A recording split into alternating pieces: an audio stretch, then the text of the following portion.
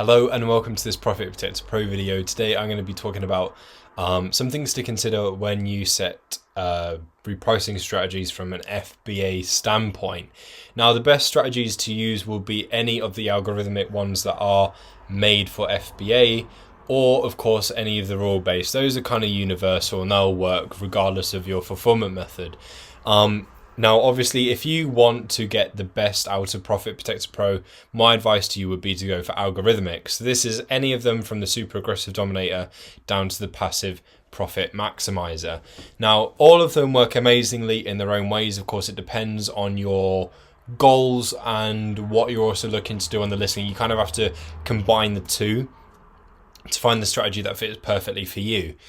So for example, if you're more sales focused, if you're interested in just, turning your stock around quite quickly and hopefully making some good money from it as well, then super aggressive dominators for you. If, say, you're not too bothered about actively, pursuing the buy box in a way that is like quite aggressive, quite competitive, and you're happy for it to, fall to you, but your focus is on getting as much profit as possible, then obviously the more profit focused strategies like passive profit maximizer is going to be for you. And if you want a bit of both, then you have the cautious sales enhancer and balanced sales accumulator. Now I'm going to go into a bit more detail about parts of these strategies beyond just what we have here in the descriptions, because obviously you can read those for yourself. Now, something to consider when you are setting a strategy is merchant fulfilled sellers. Now, obviously, as an FBA seller, your main competition is going to be, of course, Amazon and other FBA sellers. Maybe merchant fulfilled Prime, but not really merchant fulfilled. But that's not to say that you should completely 100% disregard them in every single scenario, because there will be some listings out there. Maybe you've not come across them so far, but there will be a point whereby you'll come across a listing or two whereby the merchant fulfilled presence is quite strong, and merchant fulfilled actually does have a lot of success with winning the buy box. Now, as an FBA seller, how do you cope with that? A lot of the strategies, more of the strategies in terms of the FBA algorithmic ones, they won't compete with FBM. So they will state that in the description if they don't compete with FBM. So it's basically everything from the cautious sales enhancer through to the passive profit maximizer. It will literally tell you that they don't compete with merchant fulfilled. So what does that mean exactly? Exactly what it says in the tin. They do not compete at all. So if there's merchant fulfilled sellers on the listing and say you are the only FBA seller, it's not going to regard them at all, because it's doing what the strategy says. It's not regarding them. So it will only focus on you. It will only reprice on a just you basis. And so if you're the only FBA seller, it will probably do something like, say, sit at your max, sit above the buy box, something like that, because obviously you being FBA gives you a form of advantage, especially if you have also, got good feedback, good reviews, a competitive price, good stock level and so forth, all of those wonderful things. If you've got all of that behind you and just being FBA, then you would get favor. So therefore it's easier to win the buy box at a higher price. Now, if you're watching this and you are a merchant fulfilled seller, I'm not saying that every single time you join a listing with FBA you're going to get dominated. That's not the case whatsoever. It's just how the competition works on the listing, right? So back to focusing on FBA sellers, that's what you're probably here for.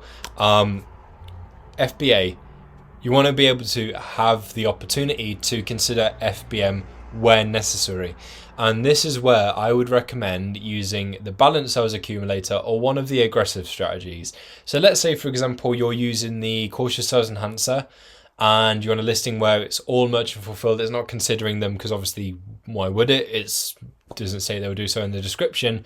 But you're finding that securing the buy box is quite tough. You've got some merchant fulfilled sellers that have got really good stock levels, account health, so forth, competitive pricing, and they are winning the buy box.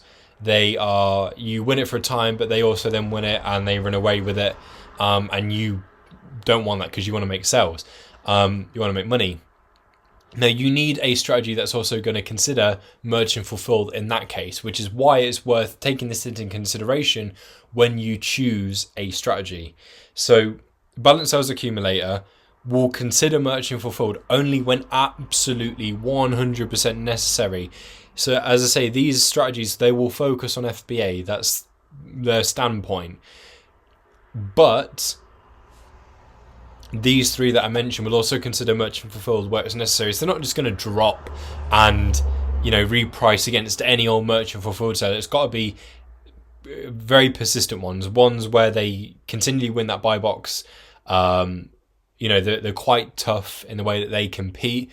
So notable sellers like that who are merchant fulfilled, these are the guys that are going to get targeted by the strategies. Now, the Balanced Sales Accumulator will undercut your key competitors if matching the buy box isn't quite working.